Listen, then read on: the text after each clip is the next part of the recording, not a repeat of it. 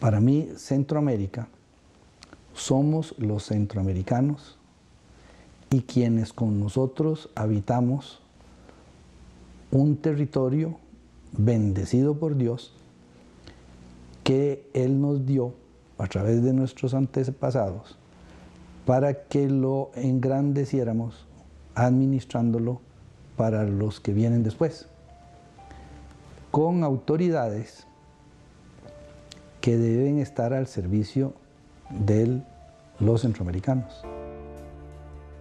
Centroamérica. Los historiadores aún discuten si el pedazo de tierra que va desde el hoy Istmo de Panamá hasta México, esta región de volcanes, huracanes y guerras, fue alguna vez una unidad.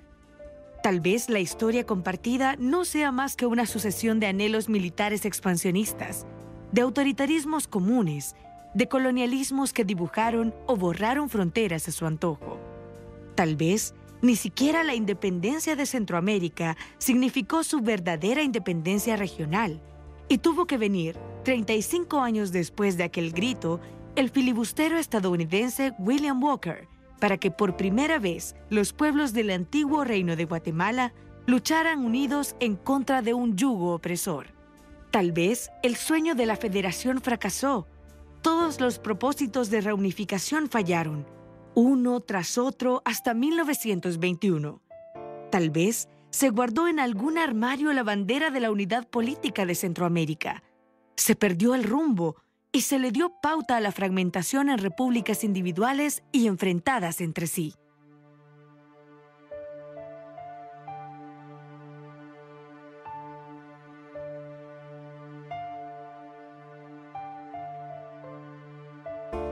En las décadas de 1930 y 1940, la crisis económica y la Segunda Guerra Mundial cambiarían al mundo.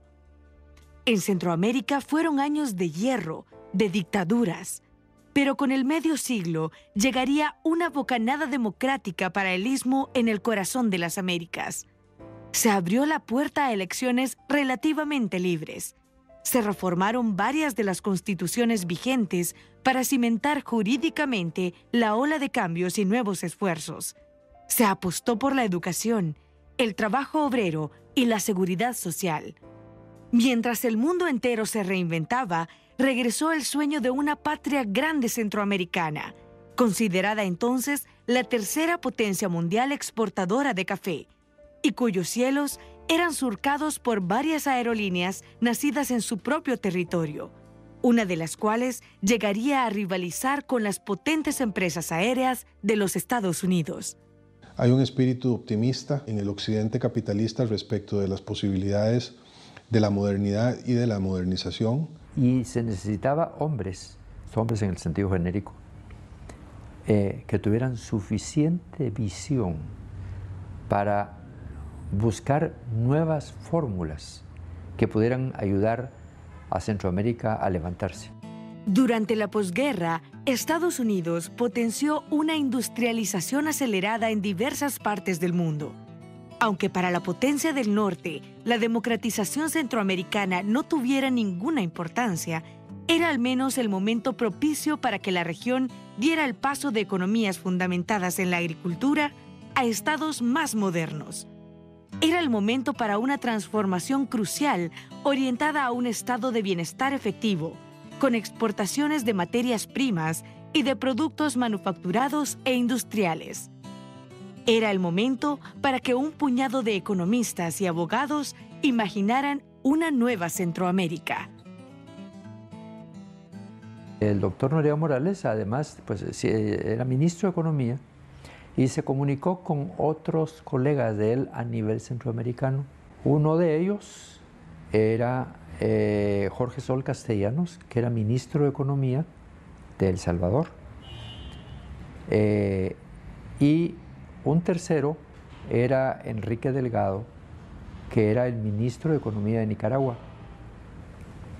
Ellos tres se acercaron con CEPAL México para pedirles ayuda en conformar las ideas que ellos tenían de cómo unir Centroamérica. Raúl Prebisch, don Víctor Urquí, Cristóbal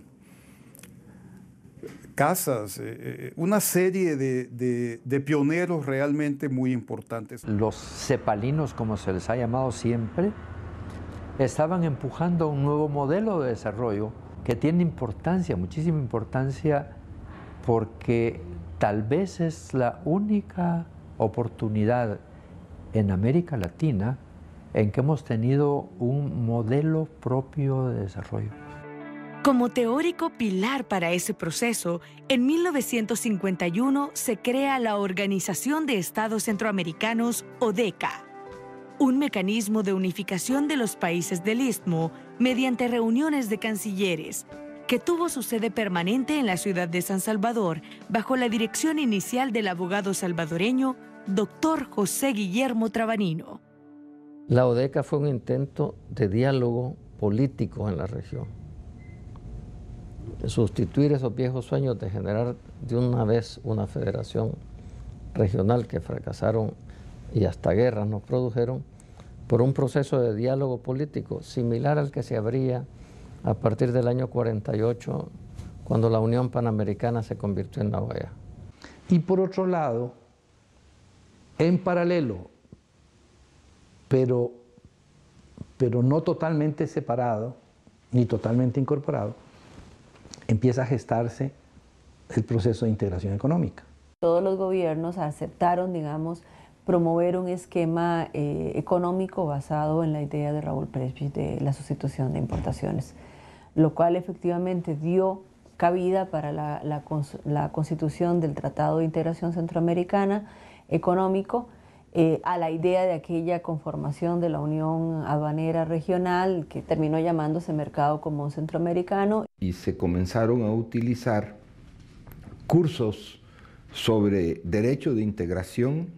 Que se lograron avances importantes en cuanto a la consolidación del Mercado Común Centroamericano, de una serie de instituciones como la CIECA, el Banco Centroamericano. La ODECA significó, por lo menos simbólicamente, un tener que ver a Centroamérica como una unidad. No te digo que no le existiera en círculos privilegiados, que hubiera esa conciencia, pero en la gente no teníamos un punto de referencia de que tuviera que estar Centroamérica unida, pues. Pese a los escasos avances en el campo político y las evidentes divergencias entre la Costa Rica de José Figueres y el resto de la región, anclada en el militarismo, en Centroamérica nacieron industrias regionales. Se dio un nuevo impulso a la finalización de la carretera panamericana. Se procedió a la edificación de nuevos puertos, terminales aéreas, ferries, puentes y demás infraestructura para transporte y comunicación. Todo de cara a facilitar el intercambio de mercaderías y las exportaciones. El crecimiento económico asentó el optimismo de los sectores privados. El desarrollo del modelo de integración centroamericano fue muy rápido, sorprendió a los propios europeos. No era necesario que hubieran democracias para que se generara más plata en los negocios de la región. De hecho, las estructuras militares facilitaban muchos de esos procesos de integración. Lo que pasa es que, bueno, hubo un revestimiento simbólico de lo político que quedó muy plasmado en la ODECA, que quizá confundió un poco los alcances y el poder real de la integración en el ámbito de la política. Para los factores de poder real en la región, lo importante era hacer plata, no construir democracia, no en los años 60 y 70 en todo caso. Las diferencias tenían que ver con quién controlaba el Estado, quién controlaba el poder político y cuáles eran incluso las relaciones entre esos grupos militares y los sectores de mayores ingresos en los países centroamericanos. Aquí son decisiones a 5, a 4 o a 5, dependiendo del momento, y hay en un país un poder personal y unos intereses económicos de tal dimensión que Somoza realmente le bastaba coger un teléfono para cambiar unas negociaciones o pararlas o lo que fuesen. En una reunión, algún punto delicado y el delegado nicaragüense salía al baño y cuando entraba su posición había cambiado. En ese tiempo eran unas mesas abismales de gente que tenían que hacerse unas reuniones en unos salones grandísimos porque no cabíamos. O sea, a veces hay delegaciones con 20, 25, 40 personas dentro de la negociación. Y también a veces era incómodo porque al final estaba el sector privado detrás tuyo, ¿verdad? Y con una patada y todo, ¿verdad? Incluida. Yo, en un caso muy cómico, donde un X país venía la negociadora y a la par estaba una persona, la negociadora dijo, estoy de acuerdo, y el señor le hizo así, y el señor dijo, ¡ay! Y todos nos quedamos, ¿qué pasó, verdad? Y era que, bueno, el señor no estaba de acuerdo con lo que su negociadora estaba diciendo en ese momento y lo tuvo que hacer así, ¿verdad? En un viaje a cierto país centroamericano se hace una escala, se había tomado una cierta posición a un cierto nivel gubernamental, a ciertos grupos empresariales del país no les convence, y realmente hay una muy seria discusión. Alguien del mundo empresarial zarandea al primer ministro, al viceministro de Economía, diciéndole, ni se te ocurra, porque como se te ocurra además, el día que dejes de ser viceministro de Economía no encontrarás un trabajo en toda la región para el resto de tu vida. Los ministros de Economía y Relaciones Exteriores trataban de sacar adelante esa unión aduanera llamada Mercado Común Centroamericano. Pero mientras en las instituciones se diseñaba una Centroamérica ideal, el destino de la región gravitaba alrededor de los designios de cúpulas agrícolas e industriales, así como en los despachos de los dictadores y sus funcionarios. Pese a las inconsistencias institucionales y políticas del modelo que fomentaban la sustitución de importaciones, pero no las exportaciones fuera de la región, los productos industriales y el comercio entre los países de Centroamérica llegó a representar la cuarta parte de la producción de la zona, atada en buena medida a los productos agropecuarios. De esa manera, los números hablaban de una Centroamérica optimista y pujante. Mi primer trabajo en la Secretaría como secretario general adjunto fue que me llamó el secretario general y me dice, mañana viene una misión de África a conocer la experiencia centroamericana tan exitosa. Me acuerdo que en Punta del Este, cuando reunión con creo que el presidente Kennedy, ¿no?, de la Alianza para el Progreso, allá alguien nos preguntaba sobre la integración de Centroamérica. Les decíamos, creo que fue el 62 eso. Nosotros vamos más acelerados que Europa, y efectivamente, íbamos más adelante que Europa. Nosotros teníamos el Consejo Monetario Centroamericano, hablábamos de una sola moneda. En Centroamérica tuvimos una unidad monetaria, el peso centroamericano, con el valor de $1 de los Estados Unidos, con una cámara de compensación en la ciudad de Tegucigalpa, en donde podíamos hacer y fluctuar y por lo tanto intercambiar bienes intrazonalmente sin estar utilizando divisas. Los organismos de integración que se crean funcionaron, yo diría, admirablemente bien. La Junta Monetaria Centroamericana manejó los problemas de moneda y crédito. El Instituto Centroamericano de Administración Pública educó a una generación de centroamericanos en estos hábitos. Como no teníamos experiencia en esto, las primeras visitas que se hacían aquí en Centroamérica eran visitas protocolarias. Había que ir con saco y corbata a los diferentes países y el ministro respectivo lo esperaba en el aeropuerto con una orquesta, con una banda, tocando himnos y todo ese tipo de cosas. Después esto se reformó en mangas de camisa y teléfono. Obviamente nosotros concebimos la integración como un gran instrumento, no solamente de desarrollo, sino que para Centroamérica tiene una connotación más cercana. Es un instrumento de paz, es un instrumento de democracia. Se llegó a hablar, y yo lo decía públicamente, que lo que estábamos haciendo era sentando las bases para que el centroamericano del año 2000 considerara la posibilidad de unirnos políticamente. Y esa era la ilusión que yo tenía, la imaginación, subestimando la capacidad de autodestrucción que tenemos los centroamericanos. Pese a las expectativas generadas, el desarrollo industrial no cambió el rostro desigual y convulso de la región. En las décadas de 1950 y 1960, el Istmo no dejó de sufrir episodios de violencia institucional, golpes de Estado y otros fenómenos sociales que pusieron en grave peligro los escasos logros habidos en materias como educación, economía y seguridad social y alimentaria. Las crecientes voces de protesta se acallaban con los argumentos de un anticomunismo de corte estadounidense y con represión por vías legales, paramilitares o mediante alianzas estratégicas entre los ejércitos de la región, que empezaban a desarrollar ejercicios bélicos ante el surgimiento de posibles focos guerrilleros en la zona. ¿Qué fue lo que evitó que siguiera ese paso tan acelerado la integración económica de nuestros países?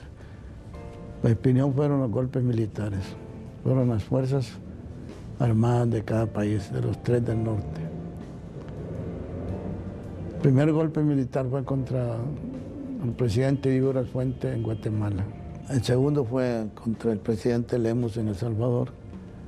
Y el tercero, el 3 de octubre del 63, fue contra nuestro presidente Evo Morales aquí en Honduras.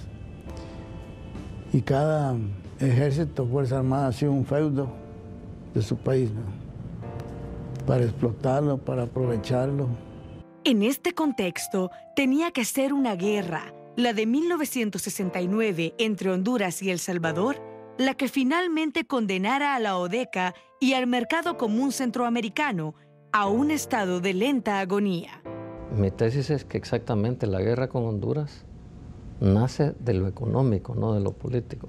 El Tratado de Integración Económica Centroamericano era eso, era un tratado de integración económica, pero no previó, o mejor dicho, no previmos en el inicio lo que vendrían a ser después algunos cuellos de botella, como el principal quizá estuvo relacionado con los costos y beneficios del proceso. Dicho modernamente, diríamos que las asimetrías de inicio no fueron vistas.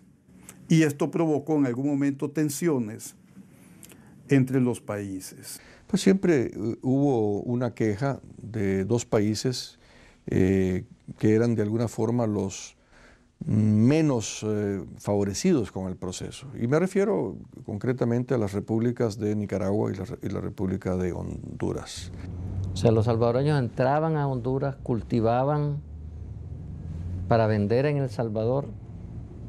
No había ni registro de propiedad en las zonas fronterizas. Mucha parte de Honduras era parte del territorio económico salvadoreño. La integración obligó a Honduras a transformarse. O sea, si un país se quiere industrializar, si quiere competir, tiene que dominar su territorio. Entonces, Honduras comenzó a recuperar la tierra. Eso produjo la guerra. La encubrimos en que guerra del fútbol es una guerra interburguesa. O sea, de una burguesía que se siente muy satisfecha de ampliar su territorio y de reducir sus conflictos internos en El Salvador, expandiéndose sobre un territorio que no tiene verdadero control estatal, y una burguesía naciente que necesita controlar su territorio. La guerra duró 100 horas y dejó cerca de 5.000 muertos y una herida que no se cerraría en 20 años.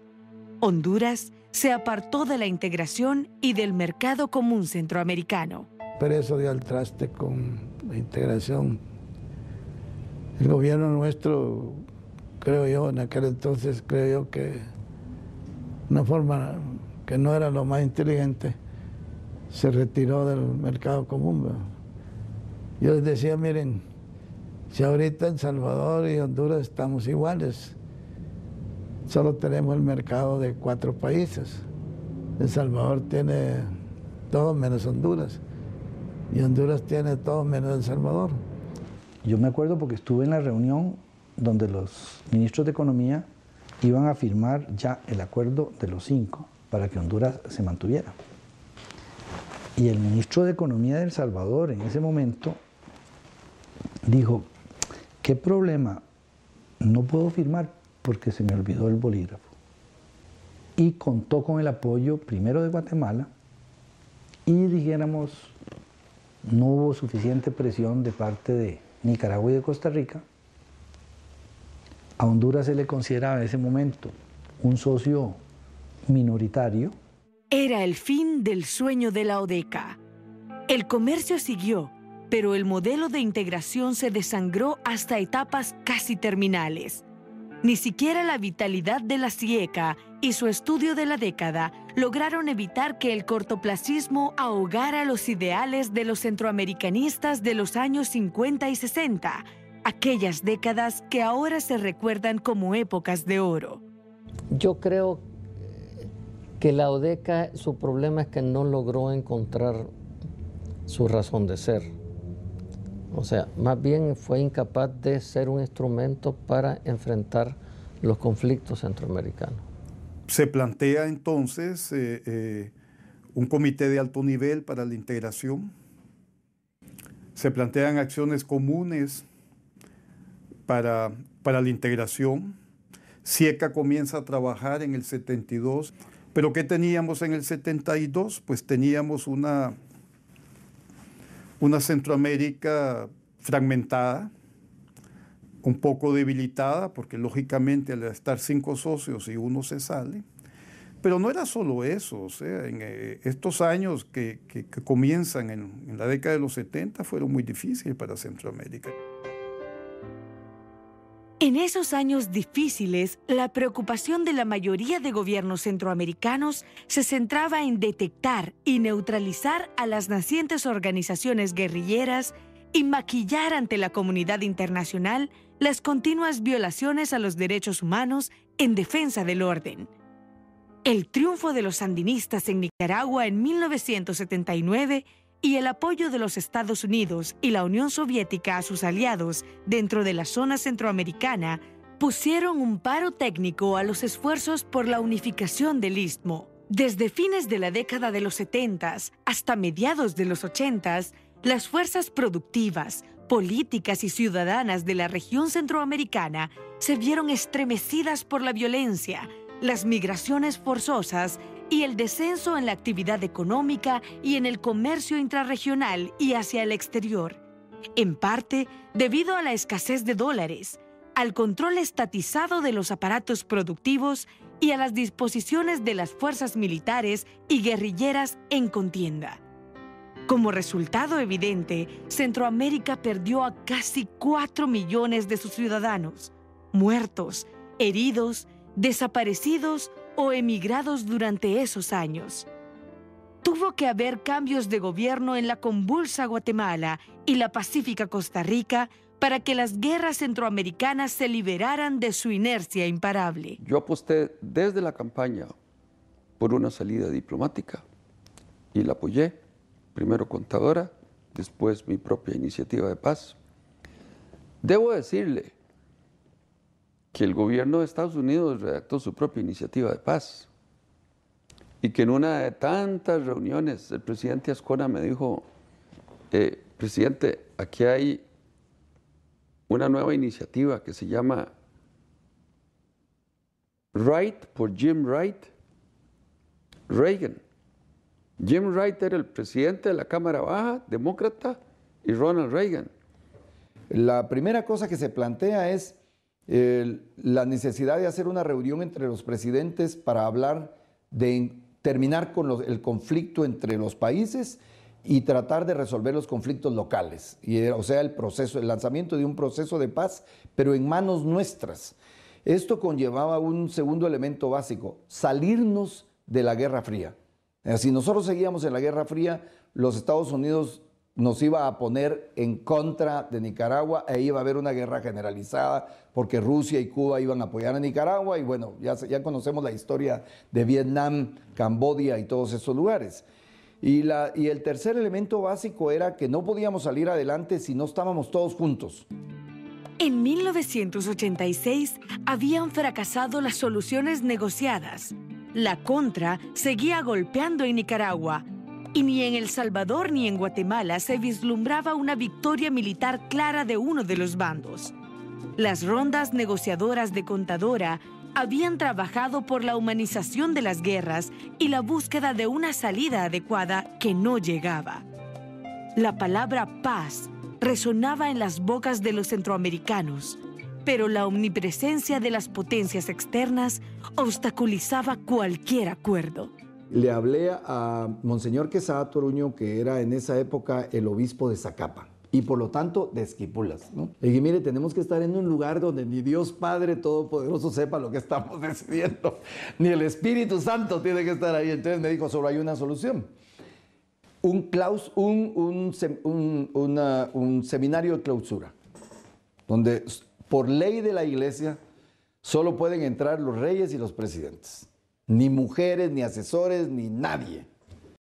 Y a Esquipulas vamos todos bajo el enojo de los Estados Unidos, porque nunca antes los presidentes centroamericanos habían tomado la decisión de reunirse para conversar y ver cuáles eran nuestras coincidencias y cuáles nuestras discrepancias, a pesar de que Estados Unidos no quería eso. Yo tengo la imagen esa muy vivida de ver al presidente Ortega, de ver al presidente Napoleón Duarte de El Salvador, de ver a don José Figueres, a Vinicio Cerezo y el presidente, un señor de edad de Honduras, hincados frente al Cristo de Esquipulas, que dijimos, bueno, si estos le están rezando al Cristo de Esquipulas, tal vez sí sale algo bueno. Como a las 11:30 de la mañana, llega un enviado, un hijo del presidente Duarte, entra al cuarto de las negociaciones donde están los cancilleres y les dice que los presidentes les mandan a decir a los cancilleres que ya terminaron de ver el texto y que lo van a firmar.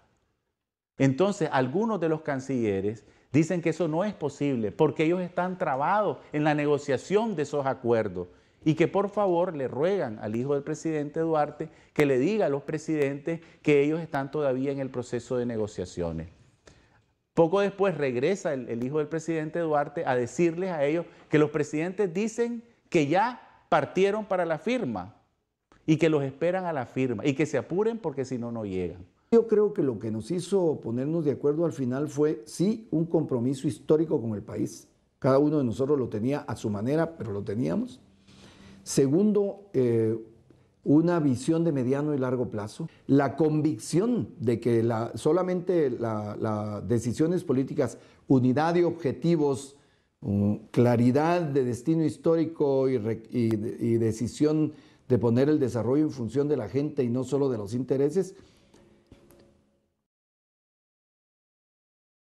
conducía necesariamente al planteamiento de la nueva integración, o sea, el lanzamiento político de la integración. Los históricos acuerdos de Esquipulas II, el procedimiento para establecer la paz firme y duradera en Centroamérica, ¿verdad? Que significaron realmente todo un hito y sentaron un antes y un después en Centroamérica. Son, a mi juicio, los acuerdos más importantes desde la independencia de Centroamérica.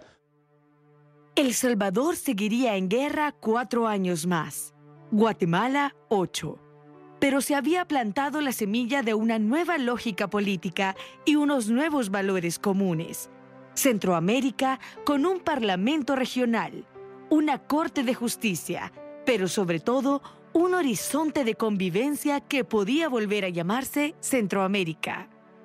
Los estados centroamericanos reiteran esa primigenia proclamación que habían hecho en la Carta de la ODECA de ser una comunidad centroamericana.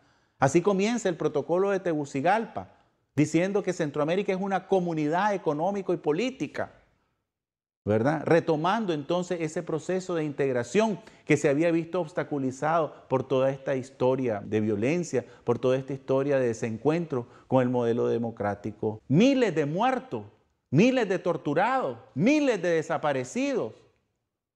La supresión de libertades fundamentales. Esa es la Centroamérica que nosotros teníamos en los años 80 y los años 70. Por eso es que nuestra integración está refrendada en un plebiscito de sangre el protocolo de Tegucigalpa vino a recoger toda la herencia histórica positiva de lo que había sido el proceso de integración comercial anterior, más todos los aportes que habían hecho los presidentes en el sentido de hacer renacer la esperanza de los pueblos por gobiernos más democráticos, por estados más humanistas, y así surgió el objetivo final, el propósito final del sistema de la integración centroamericana, que es la de constituir una región de paz, libertad, democracia y desarrollo, en el cual el centroamericano y la centroamericana tengan las condiciones de seguridad necesarias para participar en el desarrollo humano de su comunidad, de su estado y de Centroamérica, y beneficiarse de los resultados positivos de ese desarrollo.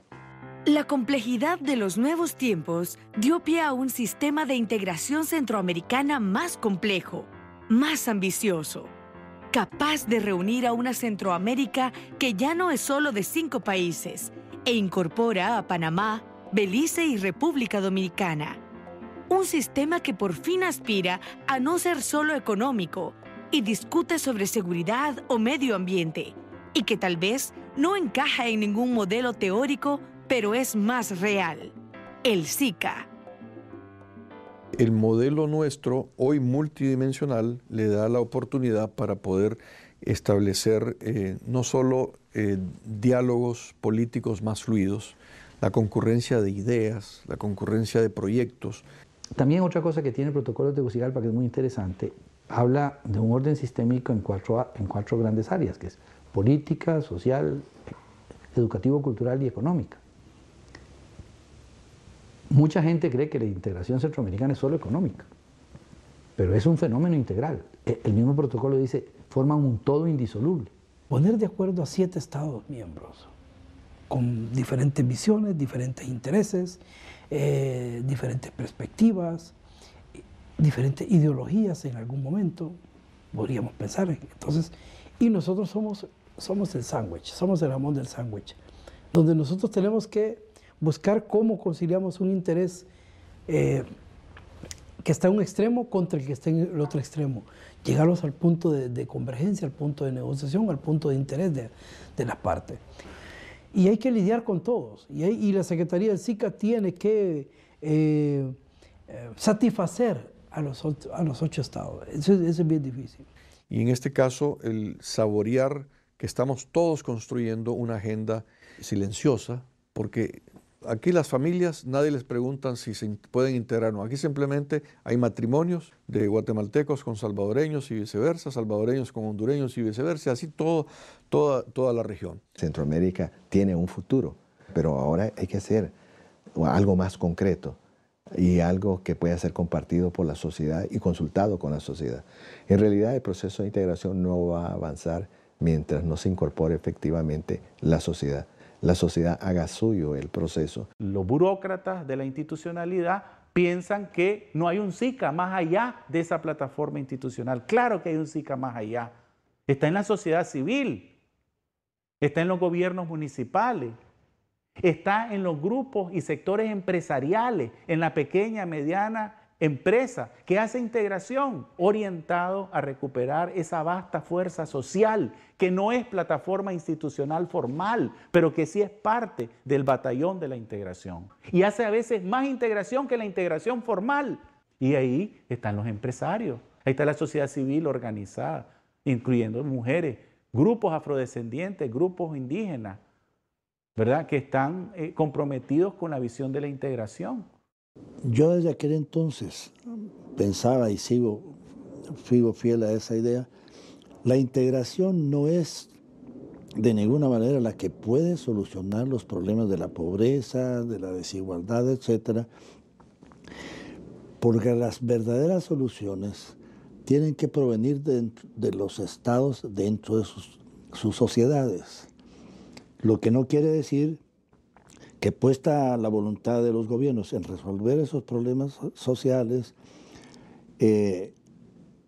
se pueda dar en la integración algunas modalidades de cooperación. Centroamérica debería expresarse de una sola voz ante el mundo y preservar siempre el concepto de la autonomía regional, hacer valer esa fuerza de la región ante todos los escenarios internacionales desde el punto de vista geoeconómico, geográfico y geopolítico, y hacernos sentir que nosotros podríamos producir y no solo recibir cooperación. Centroamérica es una comunidad, una herencia cultural y una suma de tradiciones e historias que trascienden más allá de sus fronteras y llegan hasta tierras lejanas, donde ahora habitan amplias representaciones de migrantes originarios del Istmo. Centroamérica es una región desigual, con cicatrices políticas y sociales, convulsa desde la conformación de su subsuelo. Centroamérica es una herencia difícil, un proyecto institucional, un debate constante. 60 años después de aquella primera piedra llamada ODECA, Centroamérica es una voluntad. A mis alumnos yo les decía que el proceso de integración es como una iguana. Los campesinos dicen que a las iguanas les meten tiros, les cortan pedazos y ahí siguen, no se mueren. Y se pueden hacer programas regionales, es decir, se pueden hacer muchas cosas regionalmente, con beneficios nacionales, pero a la vez regionales. Entonces, yo creo que la integración vino y se nos quedó por mucho tiempo.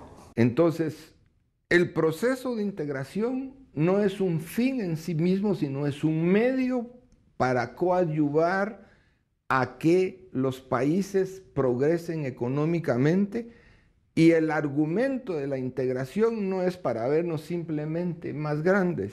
Que los esfuerzos que se están haciendo hasta ahora no son suficientes para producir transformaciones profundas en la calidad de vida de las personas, ni para sacar a los sectores más vulnerables y más afectados, a los sectores en exclusión, desprovistos de la protección estatal o de la protección del mercado, de su situación actual.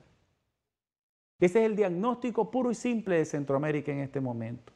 Yo creo que ahora la integración es más necesaria que antes por razones históricas y por razones de futuro.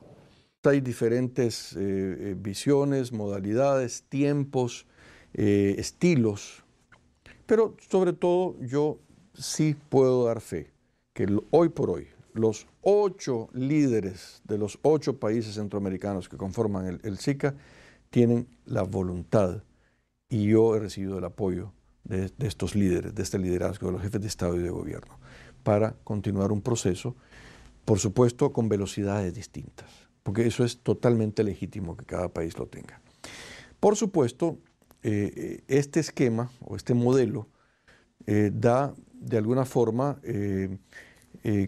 temas no solo a analizar, no solo a cuidar, sino que también a ir perfeccionando cada día. Se requiere de que, partiendo del presidente de la República, con el Consejo de Ministros y los ministros que están directamente involucrados estén comprometidos con el proyecto regional. Si no están comprometidos con el proyecto regional, es poco lo que se puede avanzar. Y yo creo que estamos en un momento bien complejo. Probablemente ahora, tal vez estos años no son los mejores como para poder pronosticar por toda la crisis mundial y todo lo que hemos hablado anteriormente, pero yo creo que estaríamos peor si no estamos integrados. Eso es definitivo. Los países de Centroamérica, aisladamente, en este mundo globalizado, son inviables. Ni económica ni políticamente no pueden haber milagros. Y esa es la razón por la que habemos gente que hemos pensado desde hace muchos años y hemos dedicado parte de nuestra vida al proceso de que Centroamérica se formalice. Yo sí creo que tenemos derecho a construir una Centroamérica mejor. Dios quiera que así sea.